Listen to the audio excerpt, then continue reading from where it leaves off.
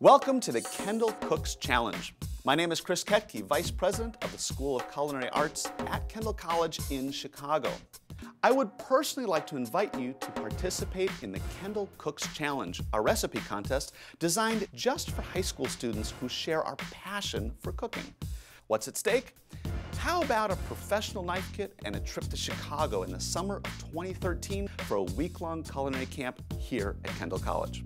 So here's the challenge. I'm going to give you 3 ingredients to create your dish. You'll submit your original recipe, a photo, and a brief explanation of why you picked this dish on Kendall's Facebook page. It's that easy. So keep watching to find out more about the mystery baskets for this challenge and to find out who our well-known guest chef is this time. So now it's time to find out what our 3 mystery basket ingredients are. And the first is fresh salmon. Fresh salmon is a great choice because it's a fish that tends to be a little bit fattier, so it holds up to lots of different cooking methods. And you can cook it as a fillet if you want a whole piece of fish, you name it. One thing you want to remember though is be sure to pull out those little pin bones that sort of are wedged inside the salmon fillet. If you don't pull them out, it's a little bit annoying to eat. Okay, what can you do with the salmon? Well, you can do lots of different things with it. For instance, you could steam it or poach the salmon. You can grill it, saute it, and you can flavor it in lots of different ways. Now, one very important thing to remember about salmon, you don't want to overcook it. And so if you take a fork and you pull back a little of the salmon, what you want to see is that the inside of that salmon isn't completely opaque or isn't completely cooked through. That way, it'll stay nice and moist. Okay, on to our second mystery ingredient. And it is poblano chiles. And poblano chiles are very unique because they have a great deep flavor and a little bit of heat. If you want to dial back the heat a little bit in your recipe, all you have to do is take out some of those veins and seeds, and that will drastically reduce the amount of heat inside that chili. I'm thrilled to welcome our next guest chef to introduce our final mystery ingredient. He's a James Beard Award winner with acclaimed restaurants in Chicago and Las Vegas, a battle winner on Food Network's Iron Chef America, and a Kendall alum. Welcome, Sean McLean. Hey, Chris. How are you, sir?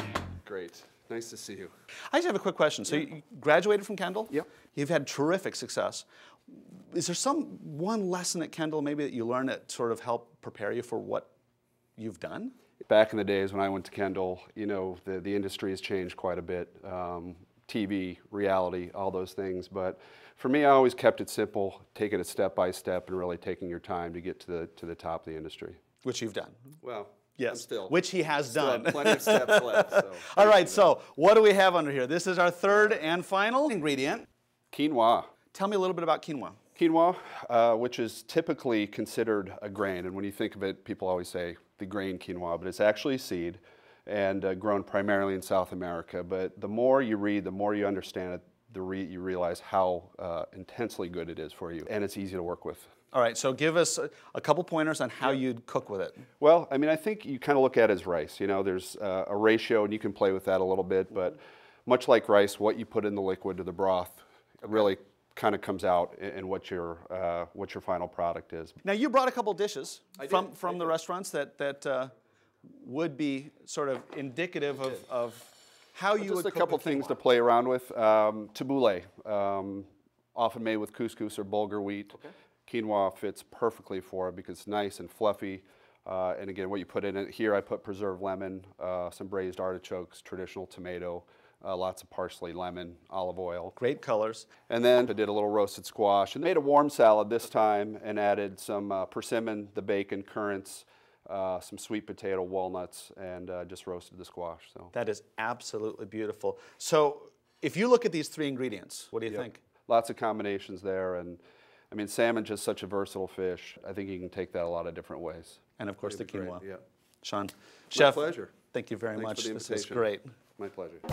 So now that you know the ingredients you have to work with, get in the kitchen and start cooking. Like us on Facebook if you haven't already, and then by February 28th, upload your recipe, a photo of your finished dish, and a brief explanation of why you picked this dish. And be sure to share with your friends. While Chef McLean and I will be picking the winner, there'll be a fan favorite too.